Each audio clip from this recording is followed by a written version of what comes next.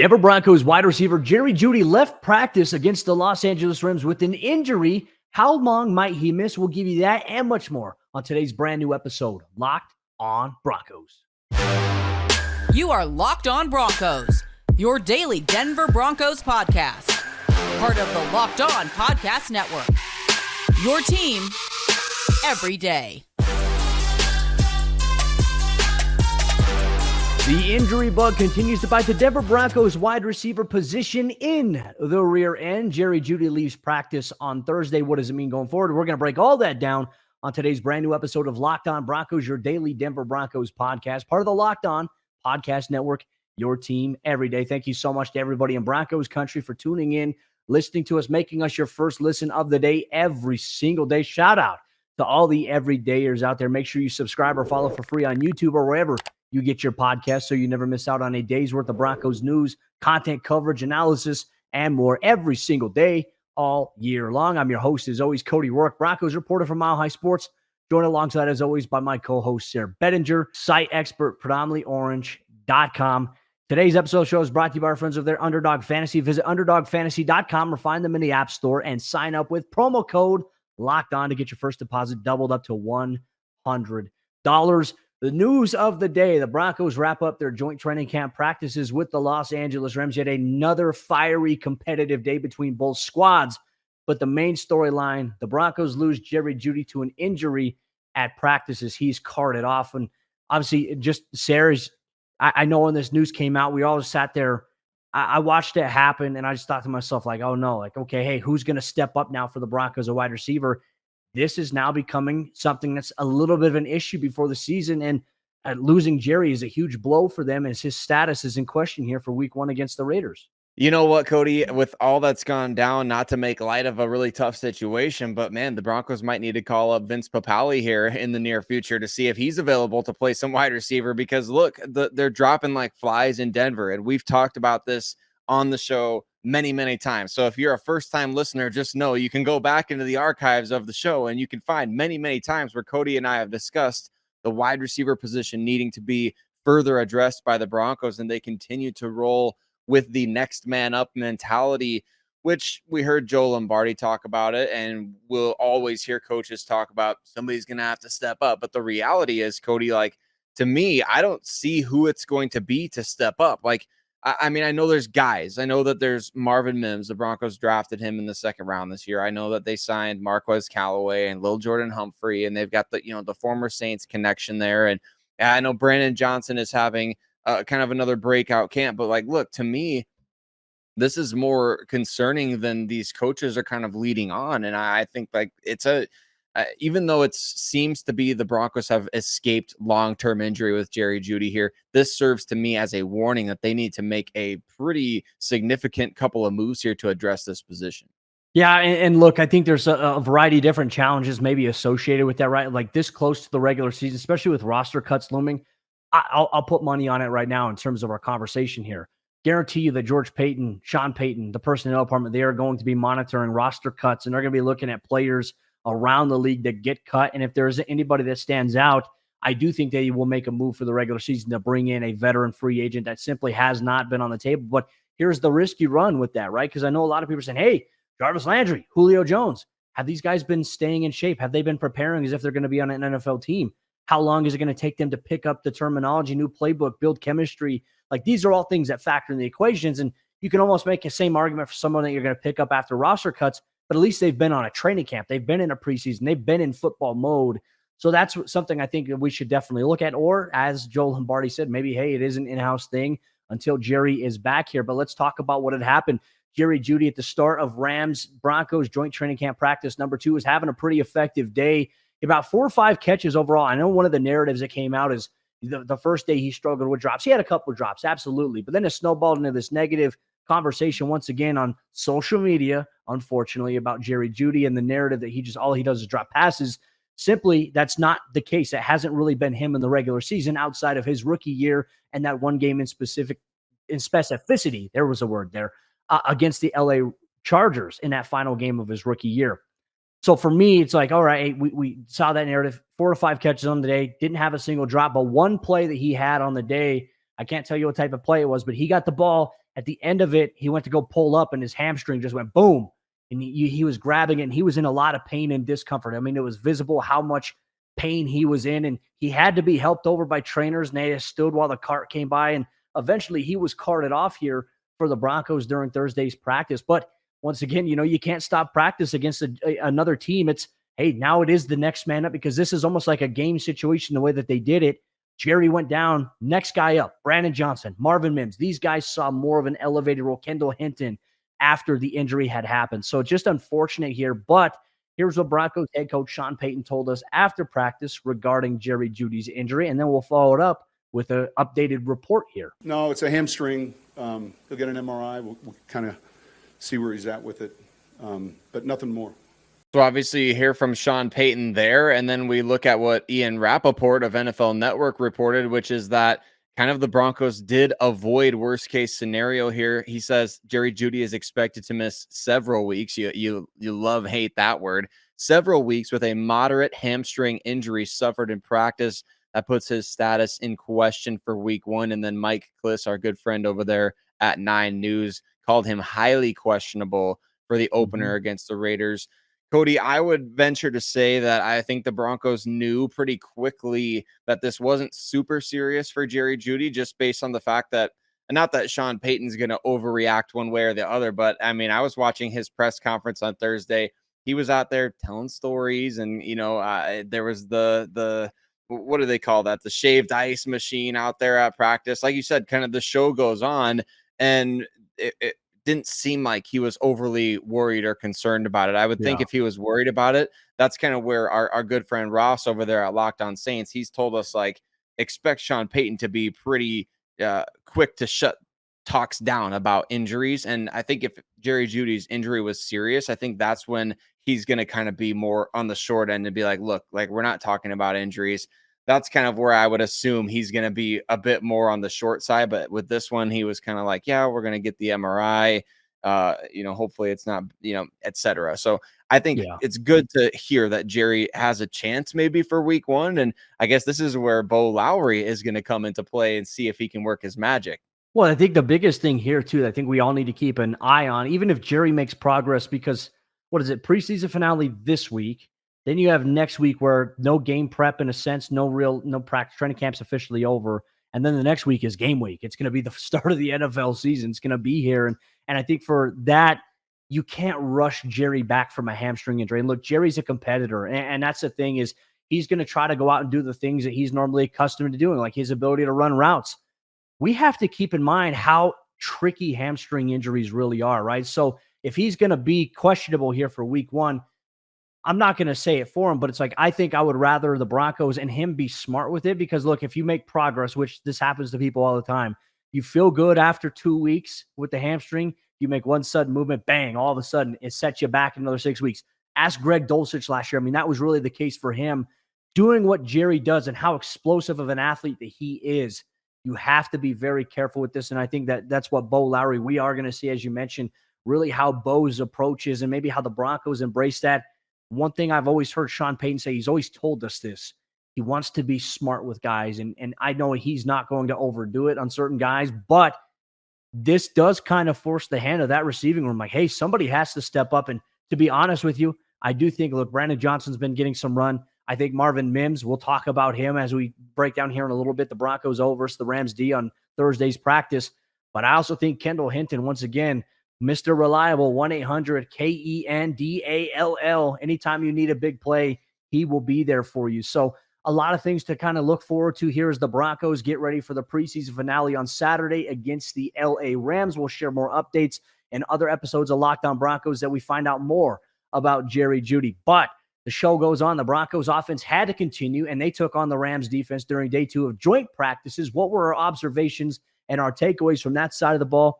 You're going to get that on today's episode, Locked On Broncos. First, let me tell you about our friends over there at Harry's. And no matter why you shave, Harry's has you covered for the best shave of your life at a price that you'll love. From their legendary high-quality razors to skin products like exfoliating face wash and hydrating lotion, Harry's gives you a premium shave without the premium price tag. Get better quality and a better price than other razors when you get Harry's delivered directly to your door. A smooth shave shouldn't be rough on your wallet. The starter set is a $13 value for just $3 at harrys.com/NFL. Includes a 5-blade German engineered razor, weighted handle, foaming shave gel, and a travel cover. Scheduled delivery for refills as low as $2, half for what you pay for other blades. Harry's makes the skincare products that will give you the best shave ever: creams, washes, lotions that will help keep your skin healthy and hydrated. Blades made in their own factory in Germany that stay sharp, and guys who've tried it say their 8th shave is as sharp as their first. There's no reason not to try Harry's. They have the highest customer satisfaction in the shaving industry, and they're still offering a no-risk trial. Don't like your shave? No worries. It's on them. Get your best shave ever this summer with Harry's razors and skincare products. Get a $13 starter set for just $3 at harrys.com/NFL. That's harrys.com/NFL for a $3 starter set. How did the Denver Broncos offense rebound after a tough first day in joint practices against the Los Angeles Rams? Did they bounce back in day 2? Were they any better against that Rams defense? We're going to talk about who stood out on offense and maybe who stood out for the Rams defense at day 2 of these joint practices between the Denver Broncos and the Los Angeles Rams. But before we do, got to give a huge shout out and mile high salute to every single one of you who makes Locked On Broncos your first listen of the day. Every single day, you can find us free and available wherever you listen to podcasts, as well as on YouTube, where you can watch Cody and I get a little cameo. I got to point the right direction. Grogu joins the show. And for all of you Star Wars fans, big week, by the way. But hey, Cody, it's an exciting time for us, for the fans, even with injuries here or there. The Broncos season, it's one step closer, one day closer. So we're approaching week 1, and we love that we get to take every single one of you on the ride with us together. All of you who are contributing in the YouTube comments, especially our Rams friends that have been joining in. Cody, kind of cool to see some of the Rams fans joining in the conversation. Thank you for joining the show, and thanks for sounding off in the comments, especially when it comes to, hey, we want to pronounce all your guys' players right. So, Cody, I'm excited to hear about day 2 of joint practices between the Denver Broncos and the Los Angeles Rams, especially when it comes to the offense, because we heard reports and you saw, sounds like the Broncos had a tough day offensively on day 1 of joint practices. But maybe let's hear from Sean Payton and what he had to say regarding the second day and how the Broncos maybe bounced back a little bit. Chance to get to the tape. I felt like we had a little bit more juice today, just being out on the field. We kind of talked about it last night. I was real pleased with the 2 days we got with the Rams, in that, you know, before you ever start, there's certain things you hope for. And I thought both clubs did a great job of handling the drills. And I thought the teams and the players did a good job of, you know, we get better when we do this. You know, first off, we see other schemes, other thoughts, kind of stimulates, you know, your think tank a little bit. And it also, I think, it changes the routine up. You know, you're getting more, those are a lot of team snaps. I don't know if we tallied them up. We're over 120 team snaps. And so that's huge when it comes to the evaluation process. Just more information. And look, Sayre, I agree with him. I think they came out with a little bit more energy during Thursday's practice, and you saw that early on. And look, there were some times where the Rams would challenge them offensively or defensively, but let's focus here on the Broncos offense against the Rams D for Thursday's practice in terms of my little handy dandy notebook, in which I took some notes on. As we had mentioned a little bit earlier, Russ early on in practice was having success going to Jerry Jeudy in the passing game before his injury there. But rookie Marvin Mims has continued to impress. 2 days in a row, Sayre, where he's had a play against the Rams defense where, once again, I'm limited on what I can say. I can't say exactly what it is that he did, but let's just say that he made it around the edge of a play, untouched twice against the Rams defense for what would have been a touchdown or a massive gain in a real situation. A couple of catches in the team period, including a great one where he caught it with the defender draped on his back, tiptoed, stayed in bounds, and kept going, and it would have been a big play in a real game. So love to see that with Marvin Mims. And I think the good news was that this came after Jerry Jeudy went out with the injury.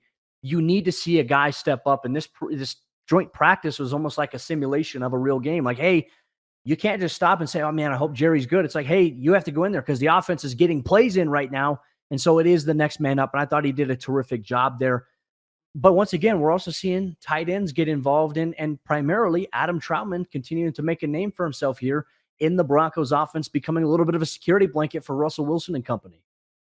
I saw a couple things about Alberto Cuebanam as well, Cody, and I Yeah. guess for fantasy football managers out there, maybe you start to put Greg Dulcich and Marvin Mims a little higher in your draft boards. I guess we'll kind of find out. I kind of taken a step back from fantasy this year, Cody. I know you and I don't talk a ton about fantasy on the show, but I guess for people who are wondering, because there's going to be a lot of drafts this weekend after the preseason concludes. Going to be interesting to find out how Sean Payton involves. Might take a couple weeks for us to really know, but I love that we're getting Marvin Mims and getting him more involved in the offense, right? Because he started off training camp with the hamstring, and he kind of had that going on at OTAs as well.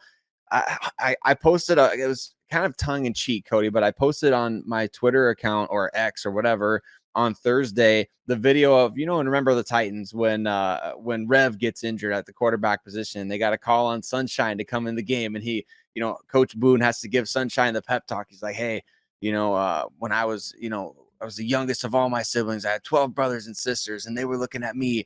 I think Marvin Mims has kind of gone from like, okay, yeah, you could be the 4th or 5th receiver as a rookie to now like, hey man, you might be wide receiver 2 come week 1. And so the things have changed, and his confidence is going to have to grow exponentially here as we now approach this final preseason game.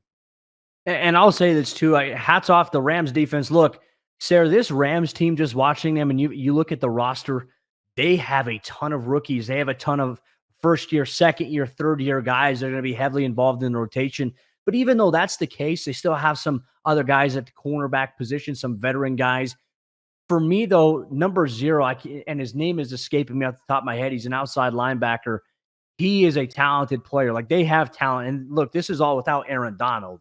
And I think that when he gets back into the mix, like, the Rams are going to be a very good team this year, even though that they're young. I think a lot of people are thinking they're going to be a terrible team. I don't think that they are, as long as Matthew Stafford, Cooper Kupp, and Aaron Donald stay healthy.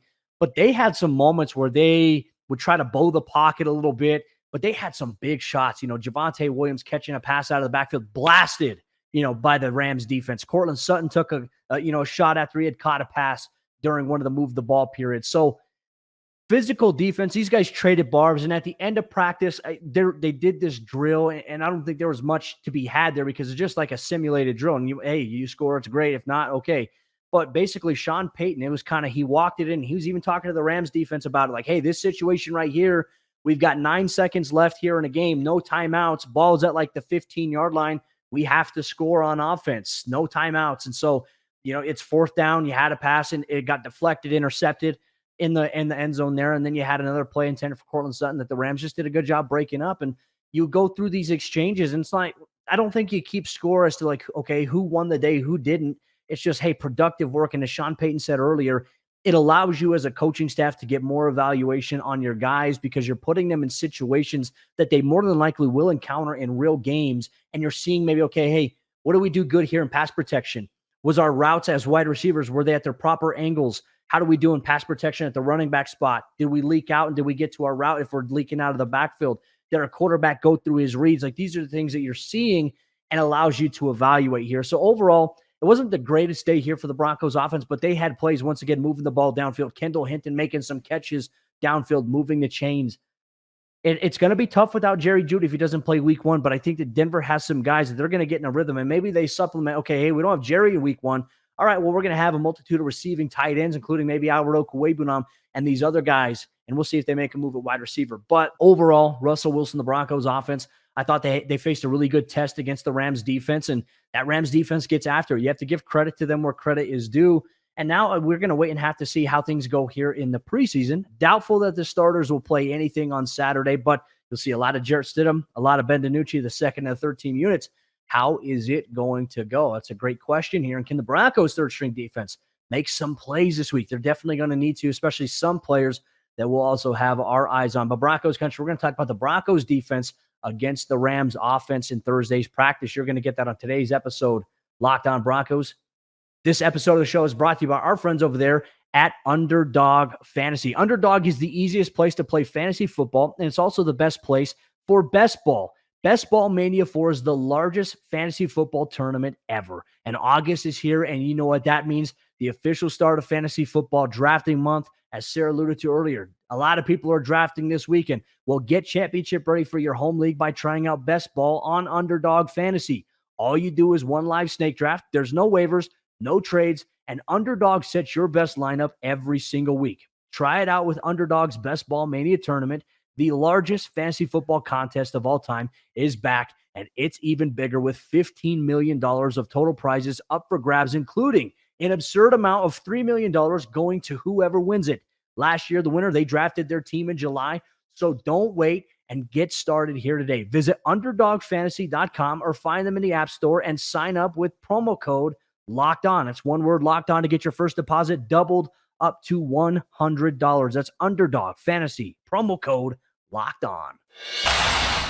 How did the Denver Broncos defense do without Justin Simmons and Damari Mathis in Thursday's joint practice against the LA Rams, led by Matthew Stafford, Cooper Kupp, and company? We'll dive deeper into that in today's episode of the show. Real quick, I just wanted to say thank you so much to everybody in Broncos Country for tuning in, making us your first listen of the day every single day. You can get this podcast for free on YouTube or wherever you get your podcast. Thanks for rocking with us here every single day, all year long. So let's talk about the defense here. I think the Broncos defense, they got off to a really good start early on. And then as practice went on, the Rams offense started making some adjustments and kind of got the best of them on the day here. Nothing necessarily to worry about, in my opinion, here. And obviously, we'll go through and we'll explain why.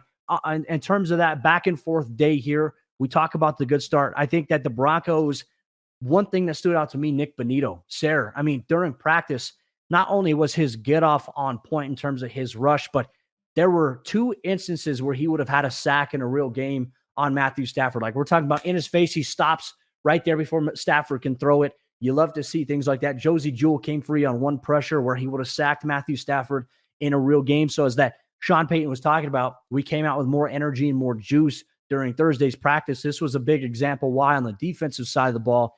Then they started getting into some of the red zone stuff. And look, I think the Rams did a terrific job of adjusting. I mean, running backs were catching passes for touchdowns on downfield plays. I mean, Sean McVay's trying to test every blade of grass on the field and did a really good job of isolating different matchups. Once again, we never got to see Patrick Surtain one-on-one with Cooper Kupp, but they do have a rookie wide receiver, number 17, and I'm not even going to try to pronounce his name because I don't want to butcher it, but he comes from BYU, absolutely talented. You look at Tutu Atwell. Dude is fast. He's got legitimate speed. And so you combine these guys with Higbee, you combine them with obviously Cooper Kupp. They have weapons there, and Cam Akers out of the backfield. They got the best of the Broncos in the red zone period outside of a couple of plays where Sayre Bassi came up with an interception on Matthew Stafford. Very next play had a pass breakup as well. He continues to build stock in this, but ultimately, I think this is a good challenge for the Broncos defense here early on during the preseason because, hey, I don't know if you're going to face many talented quarterback wide receiver duos than Matthew Stafford and obviously Cooper Kupp, the chemistry that those guys have. We'll see what maybe the chemistry is with Jimmy G and Devontae Adams, but that's a good connection that those guys have there, Stafford and Kupp and all the other guys that they have there. There's a reason why they won the Super Bowl a couple of years ago. So overall, not the cleanest day for the Broncos defense. They had their shots and they had their big plays, but the Rams did capitalize against them. First of all, Cody, a couple of things from that. Number one, love to hear Nik Bonitto having a big day at practice. That was something that I really wanted to see as these two teams got together for joint practices. And so I think he just continues to grow towards a substantial regular season role, which is great news for the Broncos because, quite frankly, and pun fully intended, I guess, it completely happened by accident. But Frank Clark, I don't know what his situation is. I haven't heard about him making much of an impact on anything since he arrived in Denver. Maybe he's a roster cut down trade candidate. I don't know. I guess we'll have to kind of wait and find out. But I see Nik Bonitto having a significant role on the defense. Secondly, when you talk about the Rams offense going up against the Broncos defense, we got a taste of this on Christmas, a pretty brutal, bitter taste of this.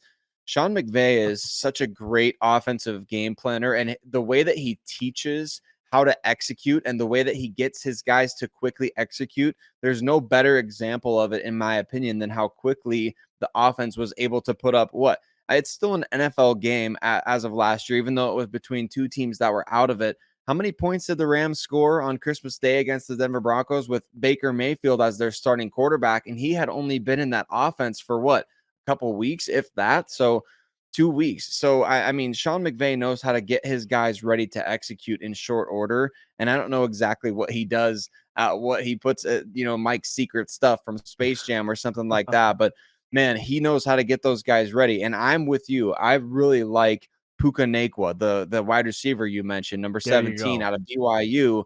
He's a guy that I actually, super hot take here, Cody. I projected him to finish in the top 5 of all rookie receivers in receiving yards on an article that I did way earlier in the summer, just because of the situation there. Feel like he's kind of more NFL ready than a lot of other guys, but again, could be the year of the day 3 wide receiver steal in this year's draft. But for the Broncos defense, what does this say about Vance Joseph to you? Like, there's a lot of people in my Twitter mentions, in the comments section, that are concerned about Vance Joseph's defense this, Vance Joseph's defense that. Are you concerned at all with everything that you've seen? I guess just in general, you can, I mean, it could be as short answer as no, but tell me why if no. Yeah, no, I'm not concerned at all. Yeah. And look, because here's the thing, even in joint practices, the Broncos aren't going out and they're not doing everything that they're going to do in the regular season. Like some of the stuff they've been doing in practice, they haven't done that in the preseason, but also some stuff I've seen them do at practice. They didn't do some of those things against the Rams because here's the thing, these practices, they're taped. And hey, there is incentive. The Rams could easily send practice tape, practice footage over, scout footage potentially. I know I think that would be illegal to do. I don't think Sean McVay would do that, but you never know in the NFL, right? I mean, if Bill Belichick or Josh McDaniels, when he was part of the Broncos, is flying a drone over 49ers practice to capture footage or getting intel there, anything is possible in the day and age of this bad boy right here, digital media, your phones, everything. I mean, they even have glasses that have camera recorders on them now, Sayre. So you just want to be smart with that. And I also think you have to get very comfortable in certain situations playing your base vanilla defense. So there is that. And I would say another wide receiver for the Rams that stood out, Van Jefferson, had a couple of big plays. He beat Kareem Jackson on one play downfield for a touchdown. And the scheme and how Sean McVay does it, it's super impressive. And I had a chance to catch up with Brett Rippon after practice. I sat down with him for a one-on-one, and just the one thing he described to me about McVay says, man, this guy, he's a baller. Like the way that he sees the game is on another level, more than anything I've ever seen in my entire career playing football. And I also think Sean McVay is going to be a great resource for Brett Rippon whenever he decides to coach in the NFL, because that's exactly what's going to happen when his NFL career is done. He's going to go into coaching. Great catching up with Rip, by the way. But the Rams are very talented, and if they can stay healthy, they're going to make some noise in the NFC this year, contrary to a lot of the national expectations that some people have of them. Good test here for the Broncos overall. And like Sean Payton said, they're going to get a lot of tape. They're going to be able to evaluate some things, and they're going to be able to go from there. But Sayre, not worried right now about the Broncos defense or Vance Joseph. Broncos country, I always encourage you, hey, give it some time. Big Mike Purcell is back. He was back on the practice field for the first time on Thursday. He's going to ramp things up because he's I think right now, because he restructured his contract, looks like a roster lock considering those circumstances. And Denver, they're going to need him, especially on the defensive interior. No DJ Jones for the second consecutive day. No Damari Mathis during practice for some reason unknown. Not sure if he's injured or it was because he was involved in the scuffle. I know a lot of people, some media members were speculating or wondering, is that why he's not dressed out today? We'll find out maybe one day. Maybe we won't. Maybe it's Sean Payton's secret to keep here with Damari Mathis. But ultimately, the next thing that is up here for the Broncos country, is the game on Saturday, 7:00 p.m. Mountain Time kickoff, NFL Network, locally on 9 News. If you have access to that, Sayre, Bedinger, and myself will have a post-game report afterwards. I'll have to come back from the stadium, which will take a little bit longer. So you'll get a little bit of a later Locked On Broncos post-game report Saturday following the game. But with that said, Broncos country, appreciate you so much for rocking with us, tuning in, making us your first listen of the day every single day. If you're a Rams fan that's been hanging out with us for the past couple of days, hey, thanks so much for dropping in. Good luck to your team as they move forward. And I promise I will get Ben's name right the next time. Skoranek. There we go. I nailed it here at the end of the show. But with that said, Broncos country, we'll see you for the post-game report following Saturday's preseason action.